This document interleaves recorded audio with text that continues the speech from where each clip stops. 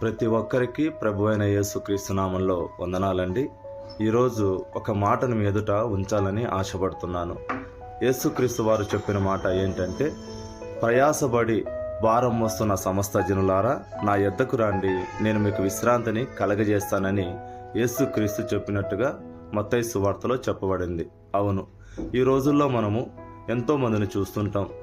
ఆర్థిక భారాన్ని, కుటుంబ భారాన్ని, అలాగే వ్యాధుల భారాన్ని, అలాగే అనేకమైన సమస్యల భారాన్ని మోస్తున్న వారు మనకెంతోమంది కనబడుతుంటారు. వారికే కాదు, మనకే కాదు, అందరికీ ఆయన చెప్పే మాట ఏంటంటే, సమస్త జనులారా నా యొద్దకు రండి, నేను మీకు విశ్రాంతిని కలిగజేస్తున్నాను. ప్రయాసపడి భారం మోస్తున్న సమస్త జనులారా అని యేసుక్రీస్తు వారు అందరినీ పిలుస్తున్నారు. ఇక్కడ ఒక మతం కానీ ఒక జాతి కానీ కాదు, కానీ ఆయన పిలుస్తున్న మాట ఏంటంటే సమస్త జనులను పిలుస్తున్నాడు. ఆ మాటలో ఉన్న అర్థం ఏంటంటే, నేను మీకు విశ్రాంతిని కలిగజేస్తానని.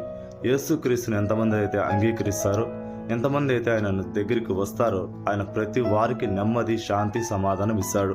ఈ లోకమిచ్చే సమాధానం సంతోషం కాదు, కానీ యేసులో ఉండే సమాధానం శాశ్వతమైన సమాధానం.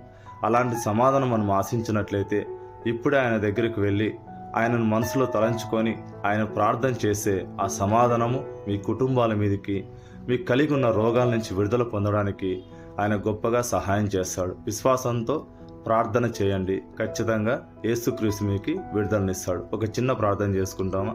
తండ్రి, మీకు వందనాలు. నిజంగా ఈ ప్రార్థన ప్రార్థిస్తున్నాను తండ్రి. ప్రభువా, ఎంతమంది అయితే ప్రయాసపడుతున్నారో వారికి మాటలు, ఊరటను, సమాధానం దయచేయండి. వారి హృదయాలను ఈ వైపు ఆకర్షించుకొని వాళ్ళ జీవితాల్లో నెమ్మది, శాంతి, సమాధానం దయచేయమని యేసు నామములో అడుగుతున్నాను తండ్రి. ఆమెన్. ప్రైజ్ లాట్ అండి. దేవుడు మిమ్మల్ని అందరినీ దీవించును గాక.